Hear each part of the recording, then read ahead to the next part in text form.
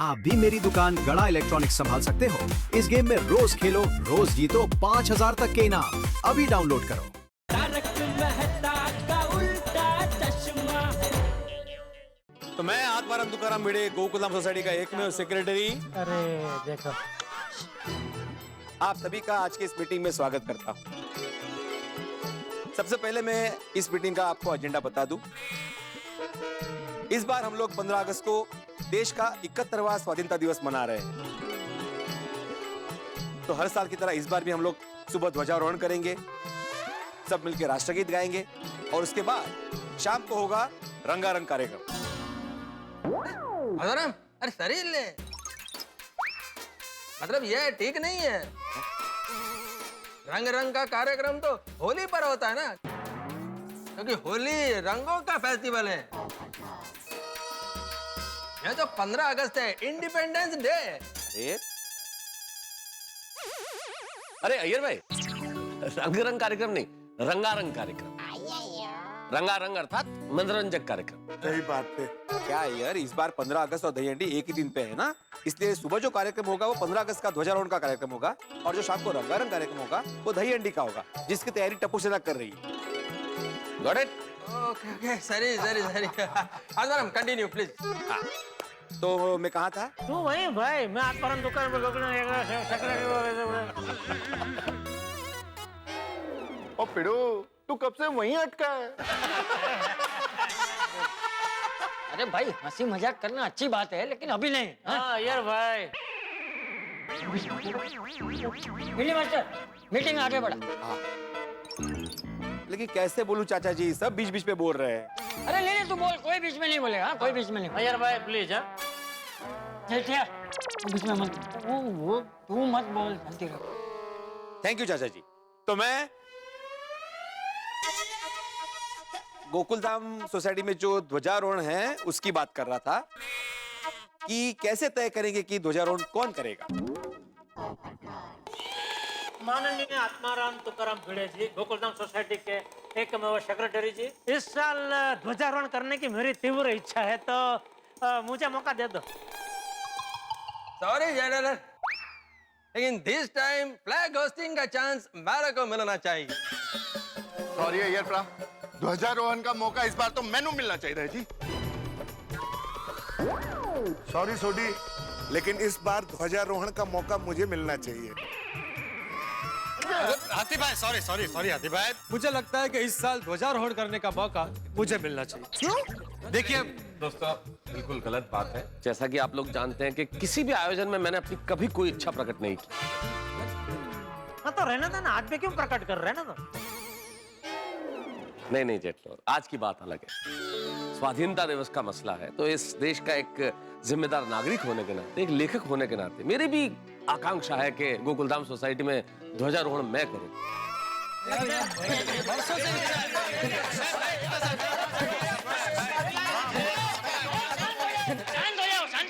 यार भाई शांति रखो ना यार, बापूजी बोल रहे हैं कब से, शांति रखो जरा। तो शांत हो गया ना, तो बैठ जाओ। चल बैठ जाइए।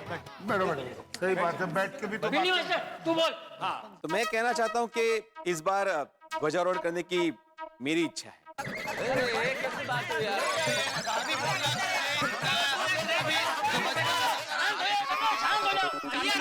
बोल रहे बापूजी, आप चुप नहीं हो रहे। अरे पहले तू चुप हो जा और बैठ जा भाई, बैठ जा।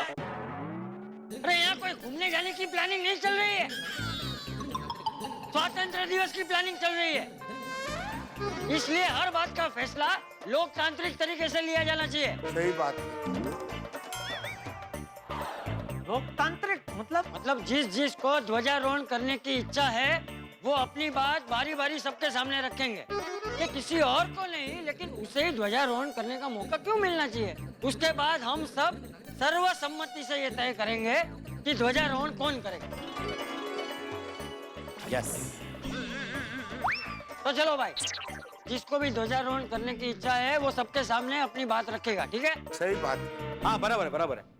बिनी मास्टर, सबसे पहले तू ही बता। अच्छा, ठीक है।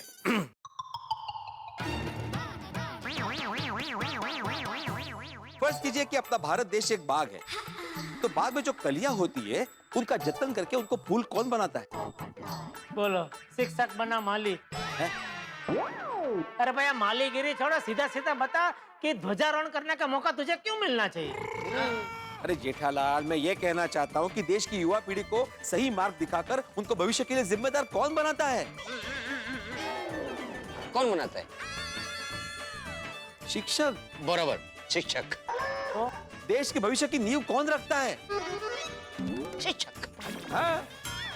इसलिए मैं आत्माराम तुकाराम भिड़े गोकुलधाम सोसाइटी का एकमेव शिक्षक इस बार ध्वजारोहण करने के लिए अपना नाम आगे करता हूँ।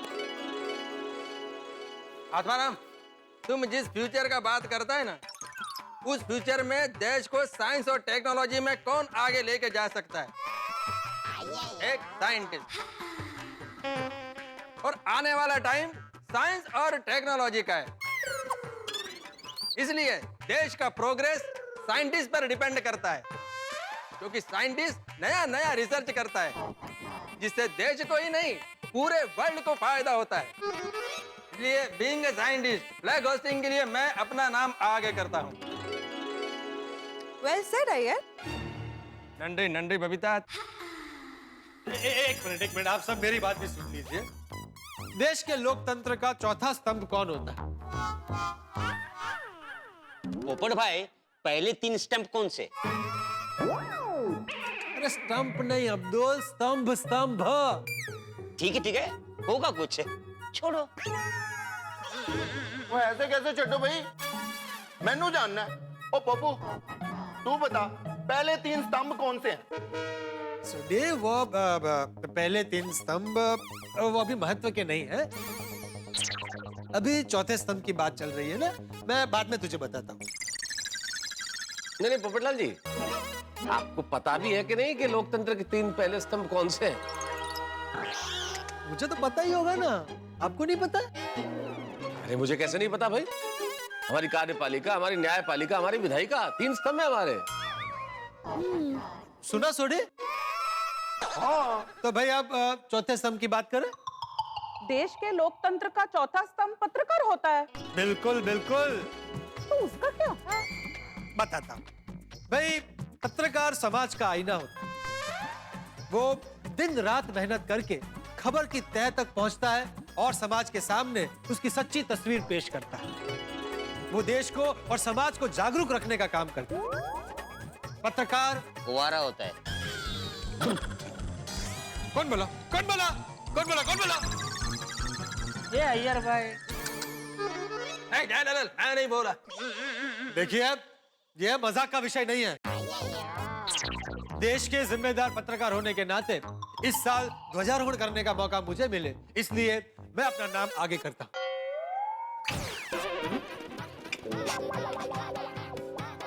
पोपटलाल, तुम्हारा हो गया? जी। तो बैठ जाओ। अब मैं कुछ कहना चाहता हूं। देखिए, देश बनता है अपने लोगों से। अगर लोग तंदुरुस्त नहीं होंगे तो देश तंदुरुस्त नहीं होगा। और लोगों की तंदुरुस्ती और स्वास्थ्य का ध्यान रखते हैं डॉक्टर। इसलिए ध्वजारोहण के लिए मैं अपना नाम आगे करता हूं। दोस्तों, इस ध्वजारोहण के संबंध में मुझे भी मेरी बात रखने का अधिकार है, तो मैं आपसे इजाजत चाहता हूं कि मैं भी अपनी बात रखूं। मैं अपने बात के प्रारंभ में सिर्फ एक छोटा सा सवाल करना चाहता हूं। आखिर सोई हुई चेतना को कौन जगाता है? अभी चेतना को तो उसके परिवार वाले ही जगाते होंगे ना मेहता साहब। अभी इधर चेतना कहाँ से है? कौन है चेतना? जेठालाल, मैं मजाक नहीं कर रहा हूं और ये मजाक का विषय भी नहीं है। मैं किसी महिला चेतना की, किसी व्यक्ति चेतना की बात नहीं कर रहा।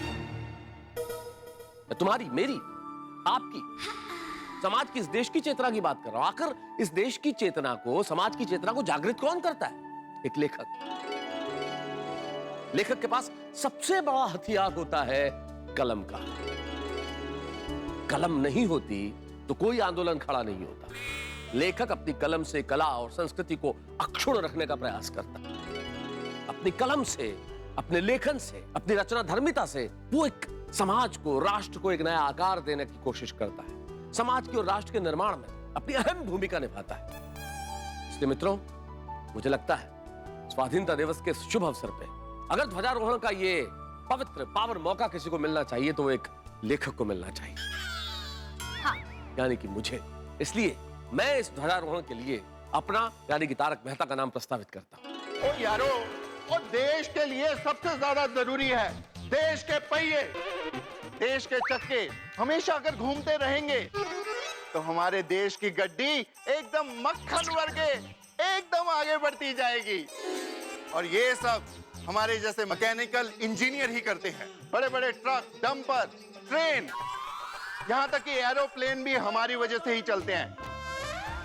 अगर ये चलते रहेंगे तो हमारा देश हमेशा तरक्की करता रहेगा, विकास करता रहेगा। इसलिए मेरी आप सबसे विनती है कि इस बार ध्वजारोहण का मौका मुझे दिया जाए। Thank you.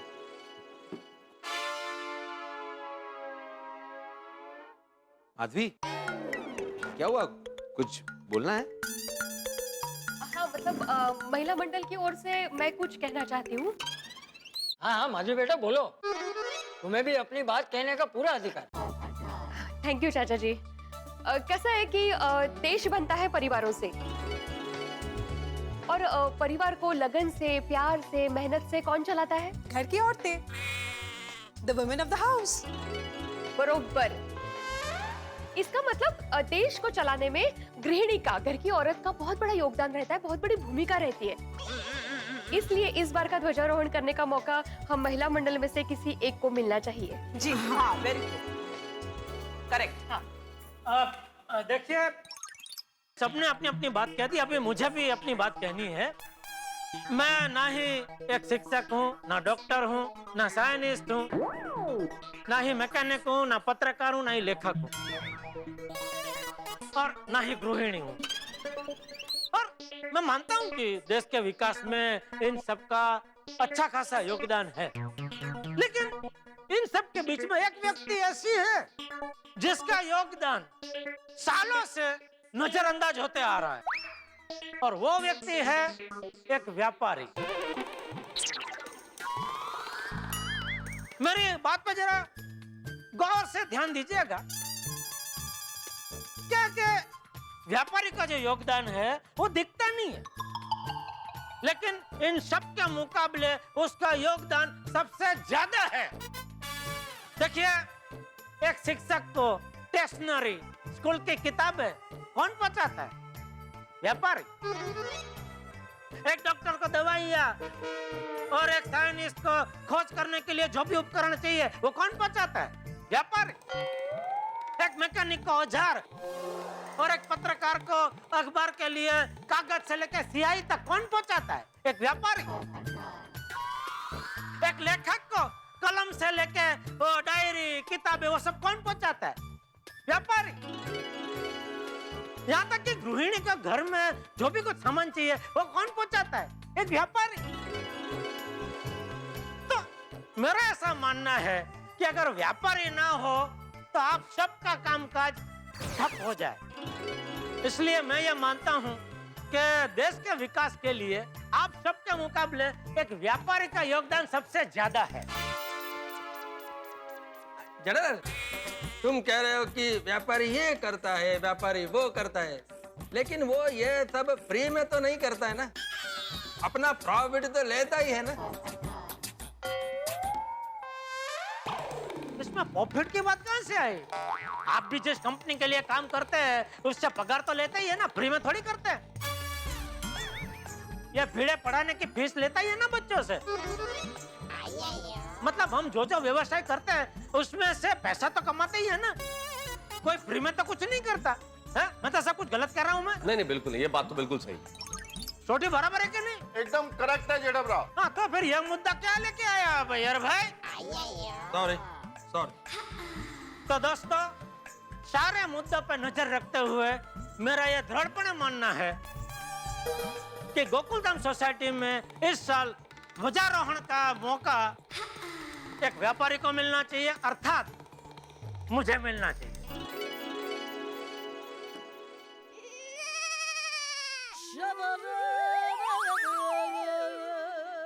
देखिए, सबने अपनी अपनी बात आगे रखी। देश के विकास में सभी का महत्वपूर्ण योगदान है। इसलिए अभी यह तय करना मुश्किल है कि ध्वजारोहण कौन करेगा।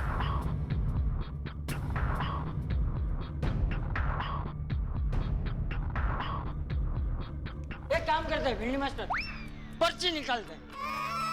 जिसके नाम की पर्ची निकलेगी वो ध्वजारोहण करेगा। मैंने बापू जी पर्ची का क्या मैंने तो अरे बराबर है, तू बैठ जा। मैंने पुरवार किया। अरे बैठ जा। हाँ, ये अच्छा आइडिया है। वेरी गुड, चलो। तो सबके नाम की पर्ची यहाँ पे आ गई है। अभी सवाल ये है कि पर्ची निकालेगा कौन? चाचा जी आप बुजुर्ग हैं, आप निकालिए। अरे नहीं, मुझे लगता है कि महिला मंडल में से किसी को पर्ची निकालनी चाहिए। अरे कोई भी जाओ, माधवी बेटी तुम जाओ। नहीं मैं नहीं। कोमल भाभी आप जाइए ना। अंजलि भाभी चाहिए? मैं नहीं, रोशन भाभी आप जाइए। हाँ नहीं, बबीता तुम जाओ। बबीता जी आइए। ओके हाँ बबीता जी जाइए। आइए बबीता जी। आइए बबीता जी आइए। हाँ, ये लीजिए।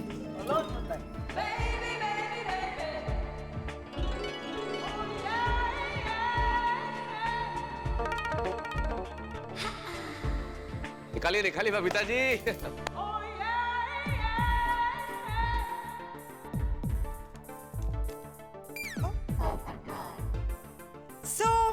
हमारी 71st इंडिपेंडेंस डे पर हमारे गोकुलधाम सोसाइटी में ध्वजारोहण करने का मौका जिनको मिलता है उनका नाम है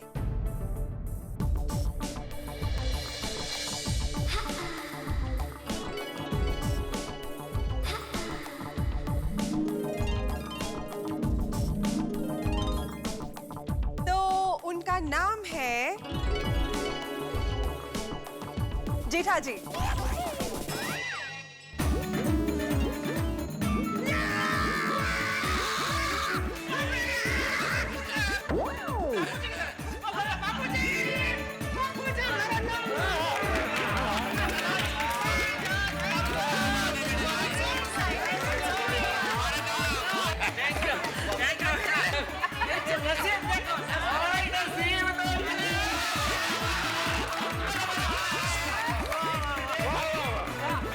ऑफिशियली अनाउंस करने दो।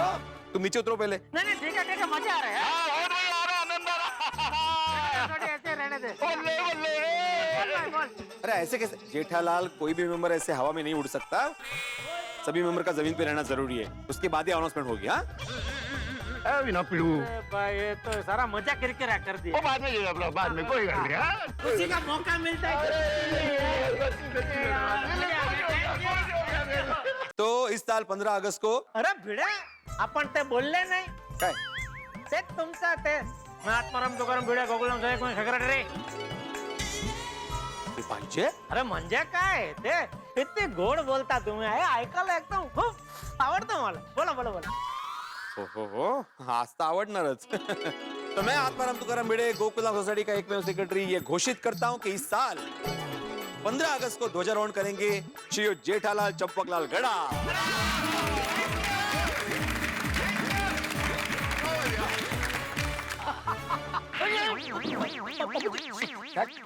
सॉरी बापू जी। ऐसा लगा तो नहीं? अरे ले लगा। सॉरी। तो मैं आत्माराम तुकाराम भिडे गोकुलम सोसाइटी का एकमेव सेक्रेटरी ये घोषित करता हूं कि आज की मीटिंग एक मिनट भिड़े, मीटिंग समाप्ति की घोषणा के पहले एक और घोषणा कर के ध्वजारोहण के बाद मेरी तरफ से सबको फाफड़ा जलेबी की पार्टी।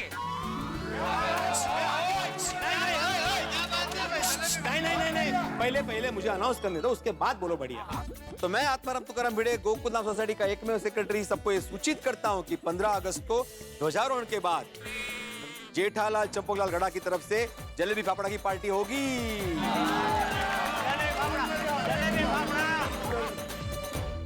मित्रों, हर गोकुलधाम निवासी की इच्छा थी कि स्वाधीनता दिवस के अवसर पे ध्वजारोहण का मौका उन्हें मिले। उनका नाम आ गया है, उनका नाम प्रस्तावित। लेकिन अंततः लोकतांत्रिक तरीके से नाम चुना गया जेठालाल का। ये सौभाग्य मिला है जेठालाल को, और इस वक्त जेठालाल की खुशी 7वें आसमान पे, जो होना लाजमी भी है। कितना बड़ा मौका, कितने बड़े गौरव का क्षण ध्वजारोहण करना।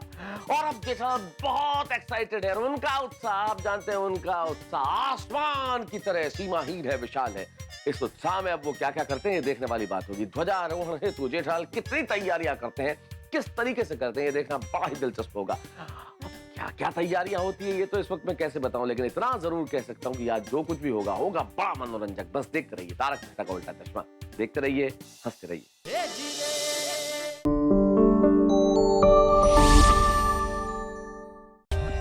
For more updates, subscribe to our channel, click the show links and enjoy watching the videos.